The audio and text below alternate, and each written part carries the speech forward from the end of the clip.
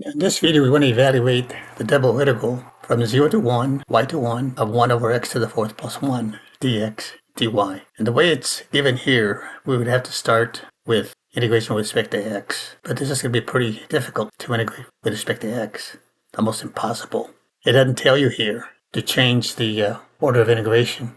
But what we have to do here is change the order of integration for this to work. So instead of dx, dy, we want dy dx, and you'll see why in a minute here. And these limits of integration are going to change.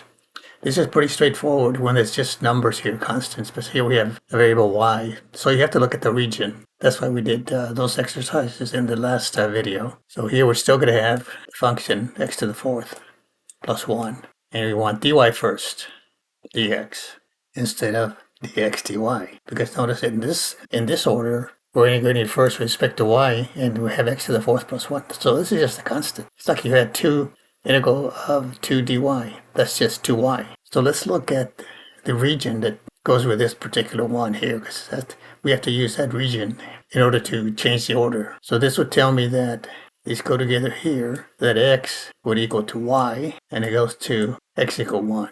And then the outside limits, 0 to 1, they go to y.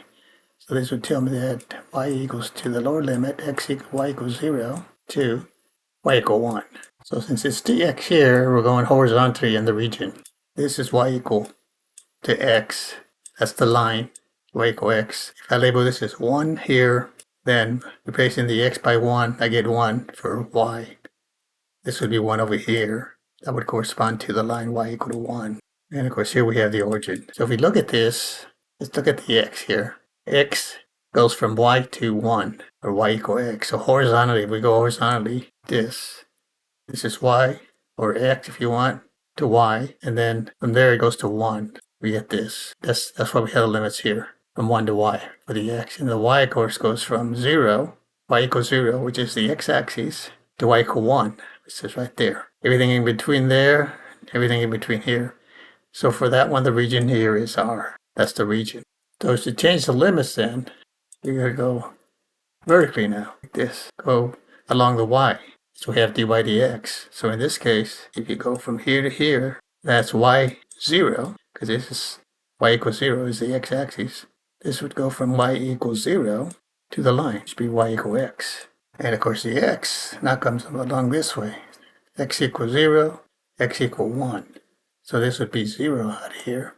On the outside, x equal 0 to 1. For the inside, it'd be dy, and we're going vertical. That'd be y equal to x, and this would be 0. Vertically, this would be y equals 0, y equal x. Now we have that.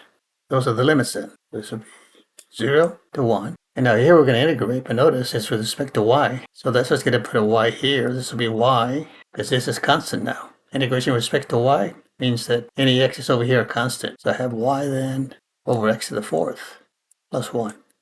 Then this has limits, then going to go from 0 to x. And then I have the dx over here. I could do it separately, and you can do that. We just take the whole thing and do it at the bottom or to the side, and then bring your answer in here. So for this one, I've already integrated it. See, I just put the x with the y there. Because it's integration with respect to y, and this whole thing is constant. And then here, I evaluate from 0 to x. So this gives me then, still stay at 0 to 1, and replace the y by x. So this would be x over x to the fourth plus 1. Now I just integrate this. Now it's with respect to x. And I'm going to bring this in and go over here. And I'm going to do a u substitution. I'm going to write this one here. I'm going to write this as x squared squared.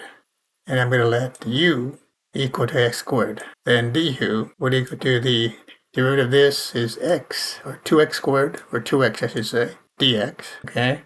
Now this here I have an x dx here, so I'm going to divide this by 2, cancel this, and I get that over here. So let's focus on the integral. I'll ignore the limits for now, and the x dx is going to be replaced by du over 2. And I put the 1/2 on front, and that's over, and this is going to be then u squared plus 1, okay? X squared, squared, and u is x squared, so we get this. And then I have a formula for this. This is going to give me 1/2. And since this is a 1 here, it'll give me inverse tangent it's u squared. You take the u then of u over, since it's 1 over 1. So this is just going to be u over 1, because this had been a 4, it would be 2, u over 2, and then you'd have an extra factor of 1/2 over here. But in this case, it would just be u, but u is x squared. So now let me just go back over here then. This then is going to equal to 1/2 of tangent inverse. We got u squared here. Now we apply the limits of integration from 0 to 1. So I just did the integral on the side and then apply the limits of integration. This is u to the 4th now. As I have u squared here, take it back, this is x squared then. That's x squared there. This is going to equal to then, put a 1 where the x is there, plus 1 squared is 1. Tangent inverse of 1 is pi over 4. Plug in 0, subtract the value of this expression as 0, but tangent inverse of 0 is 0, times 1/2 is 0. So this comes out to pi over 8. So it would have been pretty difficult, probably impossible really, to evaluate it without changing the order of integration. Thanks for watching. We'll see you next time.